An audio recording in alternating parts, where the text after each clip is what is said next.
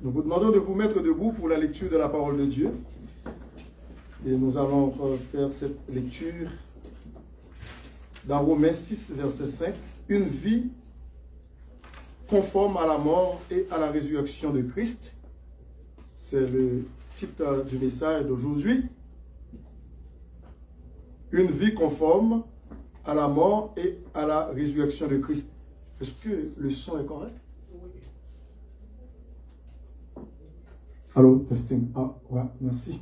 C'est mieux. Et vous pouvez lire avec moi Romains 6, verset 5. Romains 6, verset 5. Ensemble. En effet, si nous sommes devenus une même plante avec lui par la conformité à sa mort, nous le serons aussi par la conformité à sa résurrection. Que l'Assemblée de Dieu dise. Amen. Merci, vous pouvez vous asseoir. En effet, si nous sommes devenus une même plante avec lui par la conformité à sa mort, nous le serons aussi par la conformité à sa résurrection. Une vie conforme à la mort et à la résurrection de Christ. Dimanche dernier, nous avons eu notre message sur la résurrection de Jésus-Christ, qui ne laisse aucun doute à nous, les enfants de Dieu, et qui l'ont célébré, Jésus-Christ, notre divin maître, notre Seigneur, pour ce qu'il est, aussi pour ce qu'il a fait pour nous, pour notre vie, pour qui il est, en tant que le roi des rois, le Seigneur des seigneurs, le Dieu tout-puissant, le Dieu souverain, qui a donné sa vie en rançon pour nos péchés, c'est ce qu'il a dit lui-même, eh bien qu'il a le droit de donner sa vie et aussi de la reprendre, tel est l'ordre qu'il a reçu de son Père, dans les évangiles que nous avons trouvé ça. Donc, Jésus-Christ a été mis à mort pour nous, ou du moins il s'est donné lui-même pour nous, volontairement. Il s'est livré en sacrifice expiatoire pour nos péchés. Il est ressuscité pour nous justifier. Et c'est dans cette vie de résurrection qu'il nous appelle à vivre jour après jour, de victoire en victoire. Et c'est pour cette raison que l'apôtre Paul, qui a écrit sous l'inspiration du Saint-Esprit ce chapitre et sur la résurrection de Christ, sur sa mort et sa résurrection, nous convie, vous et moi, à être d'une même plante avec lui. Parce que ici, au verset 4, il dit, nous avons donc été ensevelis, enterrés, avec lui par le baptême en sa mort, afin que, comme Christ est ressuscité des morts par la gloire du Père, de même nous aussi nous marchions en nouveauté de vie. Et puis le verset 5, en effet, si nous sommes devenus une même plante avec lui par la conformité, il dit conforme à sa mort, nous le serons aussi par la conformité à sa résurrection. Donc, si nous sommes conformes et si nous sommes en conformité plutôt et avec Jésus-Christ dans sa mort, nous le serons aussi dans sa résurrection. Une vie conforme à la mort et à la résurrection de Christ nous donne une foi inébranlable.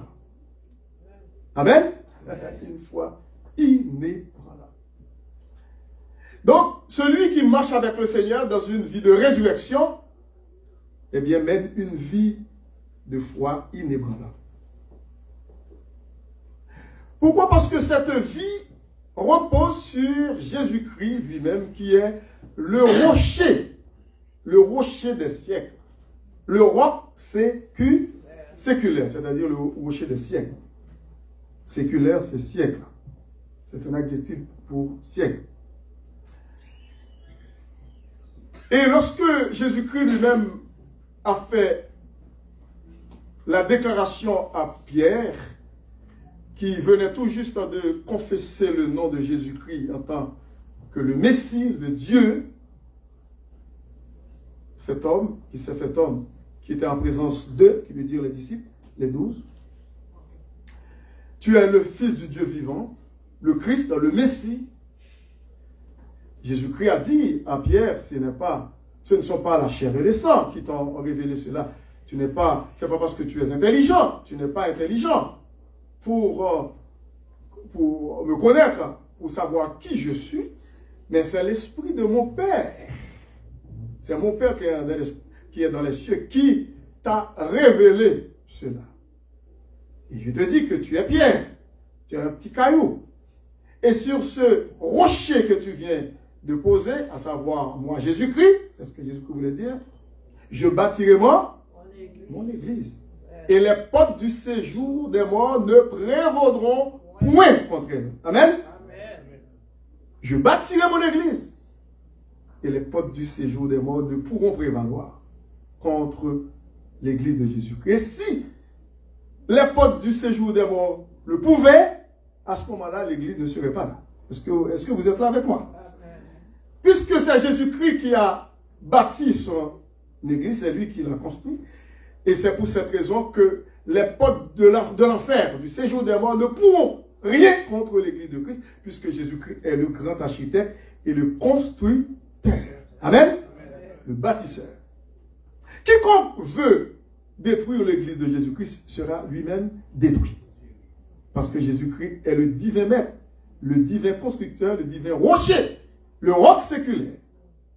Et celui, eh bien, qui possède toutes choses et qui a créé toutes choses. Donc, notre foi est inébranlable en ce Jésus que nous avons dans notre vie. Lui qui vit une vie conforme à sa mort et à sa résurrection, eh bien, vit une foi inébranlable. Et c'est un fait historique et indéniable que Jésus-Christ est venu 2000 ans de cela. Il a passé 33 ans sur cette terre. Il a prêché le royaume de Dieu. Il a fait des miracles. Et il a commencé son ministère à l'âge de 30 ans. Disons qu'il a passé 3 ans ou 3 ans et demi de ministère d'évangélisation comme évangéliste. Il est mort à 33 ans. Il est ressuscité. Amen. Amen. Il est ressuscité. Donc, nous pouvons marcher dans cette vie de résurrection. Amen. Avec une foi inébranlable. Cette vie de résurrection de Jésus-Christ nous donne un salut inébranlable aussi. Amen. Amen. Un salut inébranlable et éternel. Notre salut est éternel. Et dans Jean 10, verset 27, Jésus-Christ l'a dit avant sa mort. Dans Jean 10, lorsque nous regardons la déclaration de Jésus-Christ, une déclaration qu'il a faite à ses disciples, dans Jean 10, verset 27. Écoutez bien ce qu'il a dit. Mes brebis, mes enfants, mes brebis entendent ma voix. Je les connais. Est-ce que vous êtes sûr que Jésus-Christ vous connaît? Amen. Amen. Est-ce que nous sommes sûrs que nous le connaissons? Ça, c'est très important. Avoir une relation, pas à sens unique, mais dans les deux sens. Une relation qui veut dire que Dieu nous connaît au travers de son Fils Jésus-Christ, et nous connaissons notre Père Céleste au travers de Jésus-Christ, puisqu'il vit en nous. Amen. Il vit dans nous. L'apôtre Paul pouvait dire dans Galates 2:20, j'ai été crucifié avec Christ. Ah, c'est un fait. C'est indéniable. Si je vis, ce n'est plus moi qui vis. C'est Christ qui vit en moi. Donc, l'apôtre Paul connaissait Jésus-Christ. Il connaissait Dieu par l'entremise de Jésus. Et c'est pour cette raison que nous devons connaître Dieu par Jésus-Christ. Connaître Jésus-Christ parce que Jésus-Christ nous montre le Père. Et lorsque nous regardons dans Jean 10, verset 27, mes brebis entendent ma voix. Écoutez bien, il dit, je les connais et elles me suivent. mes brebis. Le verset 28 dit, je leur donne quoi? La vie éternelle. La vie éternelle. Et elles ne périront jamais. Hein? Jamais. Est-ce que vous pensez que vous allez perdre votre vie éternelle? Mais non, parce que c'est écrit ici, noir sur blanc. Donc, noir sur blanc, puisque les lettres sont noires, la page est blanche. C'est une vérité. Donc, je leur donne la vie éternelle, et elles ne périront jamais, et personne ne les ravira de ma... Est-ce que quelqu'un peut vous ravir de la main de Dieu? Impossible. Personne ne peut nous ravir de la main de notre Seigneur Jésus-Christ. Et puis le verset 20 dit, mon Père qui me les a donnés est plus grand que tous. Et personne ne peut les ravir de la main de mon Père. Moi et le Père, nous sommes, vous savez, un seul Dieu qui se manifeste en trois personnes. Père, Fils et Saint-Esprit. Voilà. Ce n'est plus un mystère pour nous, par la grâce de Dieu, parce que le Saint-Esprit nous a révélé le Père, le Fils et le Saint-Esprit. Et lorsque nous regardons dans Romains 8 aussi, vous pouvez expérimenter, nous pouvons expérimenter ce salut éternel qui est aussi inébranlable. Il est à la fois éternel et inébranlable. C'est pour cette raison que le premier point, nous avons dit que notre foi est inébranlable en celui qui nous a donné ce salut. Parce qu'il s'est donné lui-même pour nous sur la croix. Il est mort pour nous racheter de la malédiction du péché, hein, de la condamnation éternelle, pour que nous soyons devenus enfants de Dieu. Pour l'éternité. Et non pas de façon temporaire. Ce n'est pas un salut temporaire ou transitoire, mais c'est un salut éternel. Il n'y a pas de fin. Et puis dans Romains 8, verset 33, l'apôtre Paul dit au verset 33,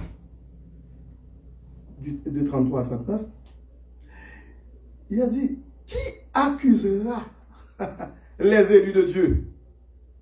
C'est Dieu qui justifie. Qui les condamnera? Personne. Christ est mort, bien plus, il est ressuscité. Ha! Il est à la droite de Dieu et il intercède pour nous. Vous savez bien que ça veut dire un ministère plutôt d'intercession. Intercéder, il dit, il prie. Amen. Il prie pour nous. Jésus-Christ ne se lâche jamais de prier pour ses enfants. Hébreu aussi, l'Épître aux Hébreux le dit. Le verset 35. Qui nous séparera de l'amour de Christ? Qui nous séparera de l'amour de Christ? Est-ce que vous pouvez trouver quelque chose qui peut vous séparer de l'amour de Christ? Rien. Sera-ce la tribulation? Hein? Ou l'angoisse? Ou la persécution? Ou la faim? Ou la nudité? Ou le péril? Ou l'épée? Le verset 36 dit, selon qu'il est écrit, c'est à cause de toi qu'on nous met à mort tous les jours. C'est comme s'il y a un dialogue qui est engagé entre Paul et Jésus-Christ. C'est à cause de toi, ô Seigneur Jésus, qu'on nous met à mort tous les jours.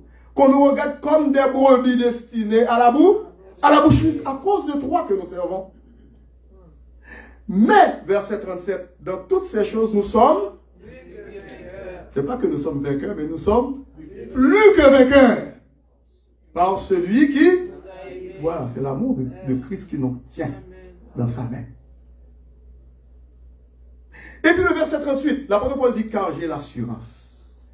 Vous savez bien qu'est-ce qu'il voulait dire lorsqu'il dit que car j'ai l'assurance. J'ai la certitude absolue, la conviction que ni la mort,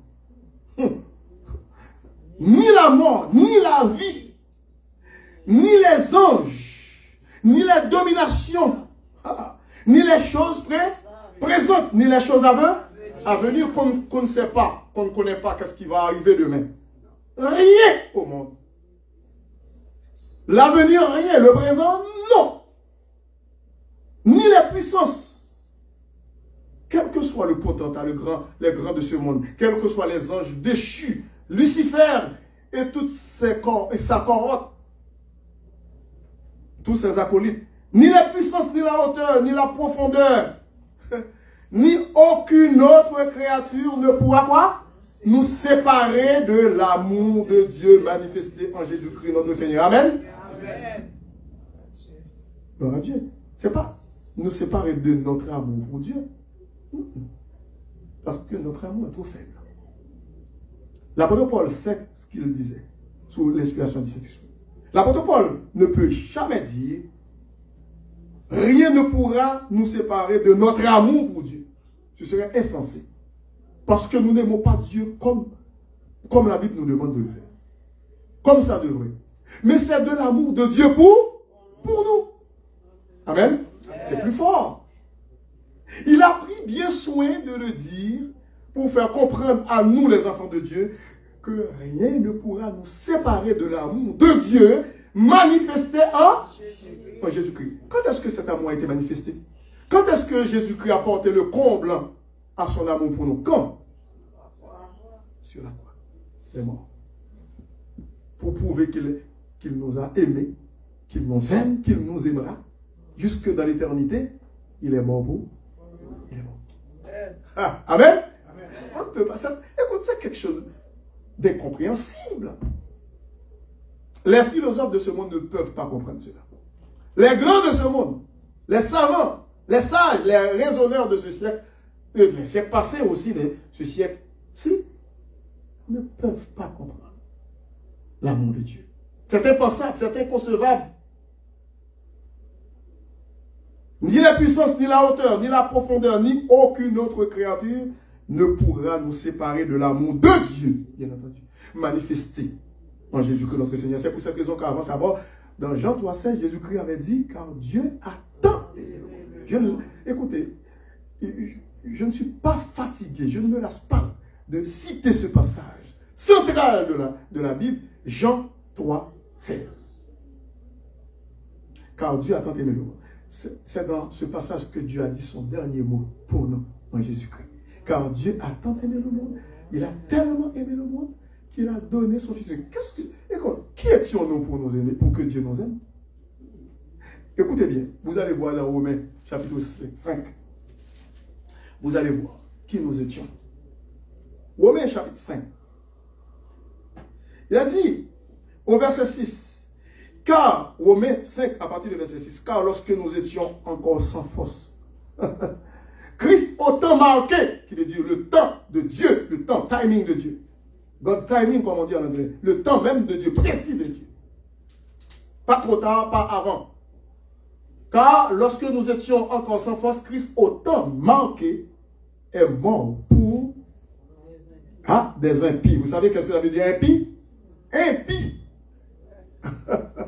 Nous étions des impies. Nous étions ennemis de Dieu aussi. Vous allez voir, Dieu est mort, Jésus-Christ est mort pour nous. Écoutez bien, il dit, car lorsque nous étions encore sans force, Christ autant marqué est mort pour des impies.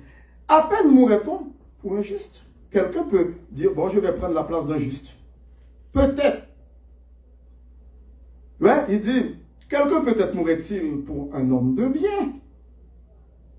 Il dit, mais Dieu prouve son amour envers nous, parce que lorsque nous étions encore des pécheurs, au superlatif des pécheurs, à son paroxysme, Christ est mort pour nous. Donc, lorsque vous et moi, nous nous inquiétons pour les petites choses de la vie, il dit, le verset 9, à plus forte raison, donc maintenant que nous sommes justifiés par son sang, serons-nous sauvés par lui de la colère. Car si, lorsque nous étions ennemis, pas amis, nous avons été réconciliés avec Dieu par la mort de son Fils, à plus forte raison étant réconciliés, serons-nous sauvés par sa vie. Et dans Romains 8, lorsque vous regardez Romains 8, verset 32, il a dit, lui qui n'a point épargné son propre Fils, mais qui l'a livré pour nous tous, comment ne nous donnera-t-il pas aussi toutes choses avec lui? Avec qui? Avec Jésus. Si Dieu n'a pas épargné Jésus-Christ, son propre Fils, précieux à ses yeux, il l'a livré pour nous tous, qu'est-ce qu'il ne peut pas faire pour nous? Lorsque moi, avec on a inquiété nous pour les choses de la vie, songez que Jésus-Christ est mort pour nous. Amen. Et puis il ressuscite. Le fait qu'elle te baille ville pour nous, qui ça n'a pas fait pour nous? Si vous demandez nos bagages, c'est parce qu'elle connaît pas bon. Donc, on dit qu'il y a 3 réponses, il y a 3 façons, bon Dieu répond 3 réponses. Lorsque moi, avec nous demandons bon Dieu nos bagages, il est capable de dire oui, et puis il est capable de joindre nous sans tarder. Ça peut nous arriver, moi, avec pour nous prier, bon Dieu, pour mon bagage, avant de sortir, puis nous avons réponse à ta vie. Bon, avant de quitter la caille. Ça peut nous arriver que il dit nous, tant. Il va vrai? Tant, parce que nous ne sommes pas en mesure, ça nous demande là pour nous gérer. Est-ce qu'on est avec moi? Amen? Mais c'est parce qu'elle aime nous. Il connaît nous allons faire folie. Nous allons faire, peut-être nous allons virer. Nous songeons une histoire. Dans le pays là, moi, un petit côté les Morancy, c'est le côté papa, parents, maman, papa me fait avant de aller en ville. Côté qui est belle petite plage là, mettre tout bagage, qu'on a fait vacances. Belle petit côté l'île Morancy. Comme un petit paradis. Alors, tu as gagné un élément qui, je ne sais pas convertir, mais là, je vais l'autre, pas contre combien il gagné, mais à l'époque, quelque chose. Et pas comme monsieur encore. Et puis, monsieur qui finit gagné, comme là. Morancy, c'est tout près au Caille, quelques kilomètres. Morancy. Oui, c'est ça, un petit côté de Morancy. Alors, nous sur les réseaux sociaux. Nous sur les réseaux sociaux. Amen. Alors, disons que, quand il y a là, monsieur, mon petit corps, et puis, dans l'autre, et puis, ça vient de passer. Peut-être monsieur viré parce que mon petit corps, monsieur invité un jazz au cas et vient jouer. Et puis, il demande des gens qui vont aussi, il faut vestir, mettre carré. Même jouer à tout comme la vie. Et puis, il tire l'argent, il mettait devant. Il mettait non sous porte Kaili et tel tire l'argent. Alors, comme si c'est comme ça, il tête non.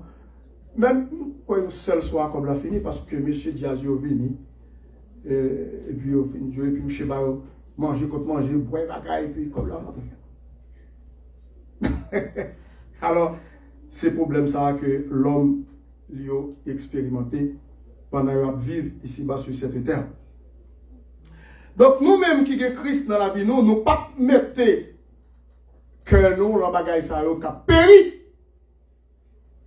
Nous avons un bon Dieu qui est dans la vie, nous, qui fait toute joie à nous. Et nous sommes capables de dire que, comme l'apôtre Paul est capable de dire dans Philippiens 4,13, je puis tout par celui qui me fortifie. Parce que, bon Dieu, est dans la vie. Nous n'avons pas rien capable de séparer nous de l'amour de Christ, de l'amour de Dieu manifesté en Jésus-Christ. Et donc, une vie conforme à la mort et à la résurrection de Christ nous donne un salut inébranlable. Et aussi, il nous donne une joie parfaite. Elle nous donne une joie parfaite, cette vie de résurrection.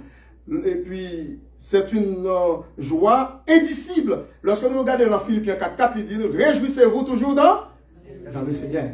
Même lorsque nous avons traversé des moments difficiles, mais nous connaissons eh bien, que nous gagnons une joie par l'intermédiaire de Jésus-Christ dans la vie, une joie qui est abondante, une joie qui est éternelle, une joie qui est parfaite.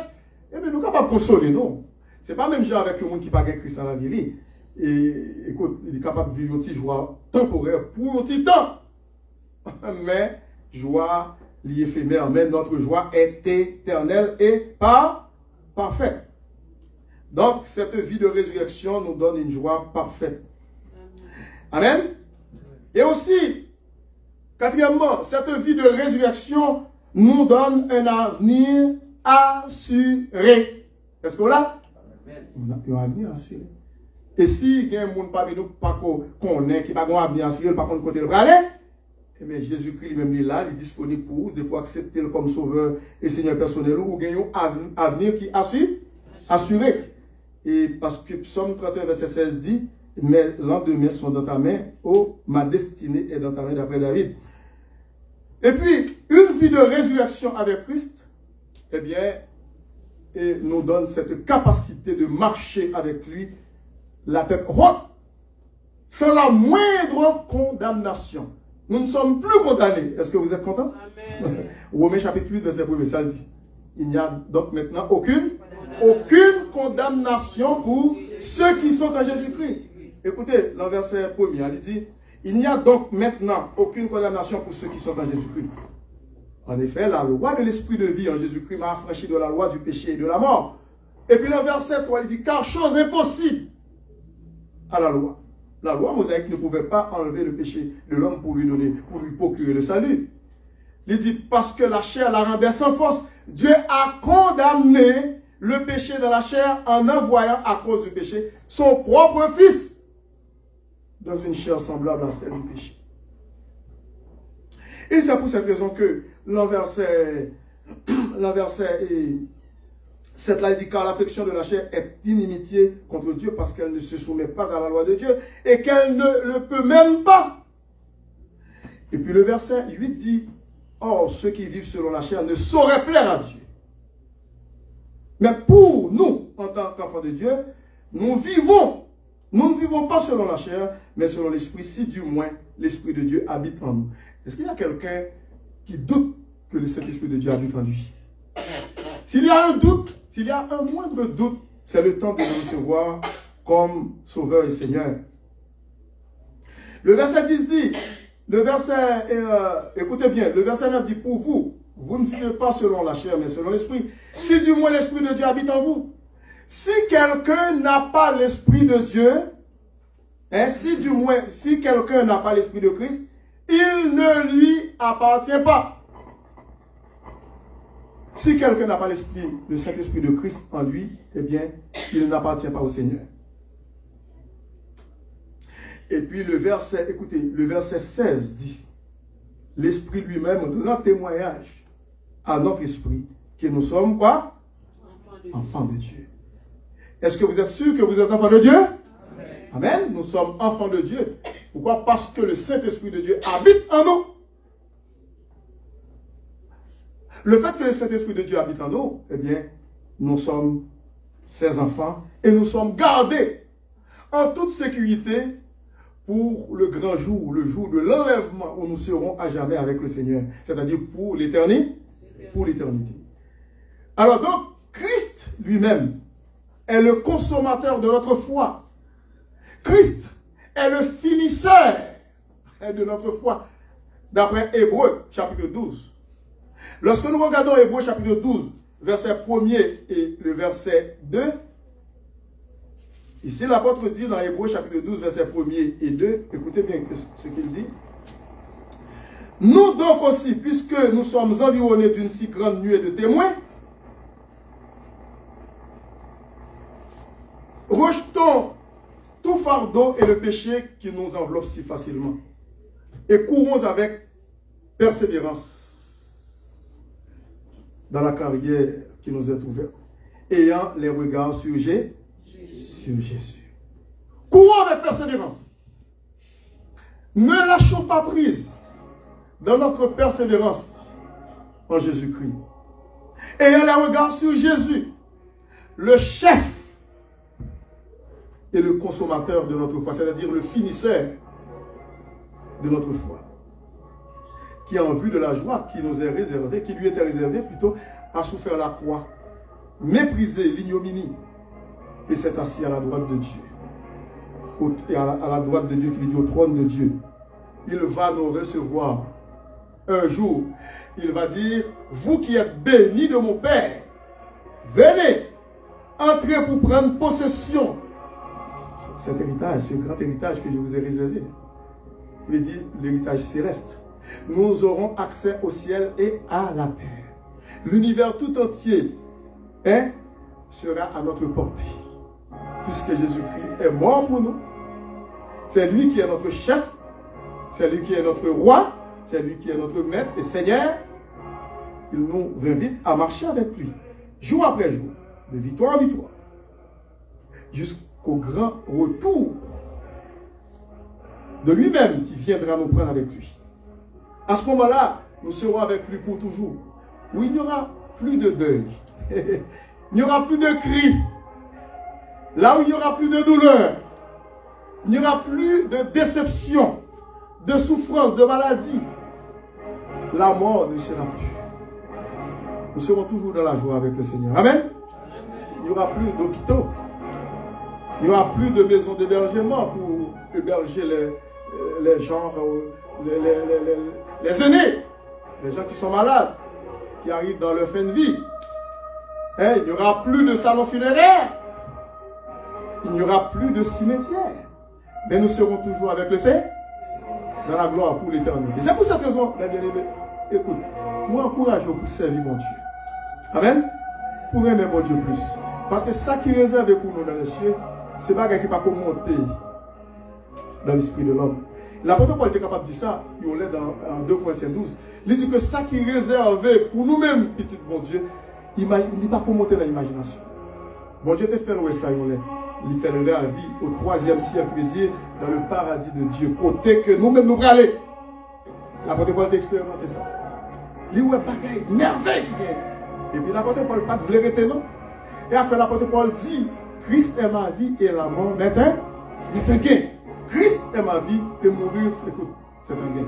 Il dit, mais si mon Dieu voulait mourir encore dans la chair pour m'instruire chrétien, pour qu'on communion fraternelle avec eux, que sa volonté soit faite. Mais il dit, premier bagaille qui me tape, c'est aller partir. Et bon Dieu est capable d'aider nous, mes bien-aimés, pour que nous soyons capables de marcher avec lui de victoire en victoire. Et s'il y a quelqu'un dans la salle qui n'a pas encore Jésus-Christ dans son cœur comme son sauveur personnel, eh bien, je vous invite à le faire aujourd'hui. Parce que vous ne savez pas qu'est-ce que demain va enfanter. Et vous allez faire une prière avec moi. Pour les gens qui me regardent et qui m'écoutent présentement, ils peuvent prier avec moi cette courte prière. Seigneur Jésus, je te demande pardon pour mes péchés. Tu es venu mourir pour moi sur la croix. Tu as versé ton sang précieux pour me laver, pour me donner la vie. Je te demande pardon pour mes péchés et je te reçois dans mon cœur comme mon sauveur et Seigneur personnel. Seigneur Jésus, entre dans ma vie et fais de moi un enfant de Dieu par ton Saint-Esprit pour l'éternité. Et cette prière que vous venez de faire avec moi, si vous êtes sincère, sachez bien que vous êtes devenus enfants de Dieu pour l'éternité. C'était votre serviteur, pasteur Jean Levelton Jeune, qui vous dit merci de m'avoir écouté et au revoir, que le Seigneur vous bénisse. Amen.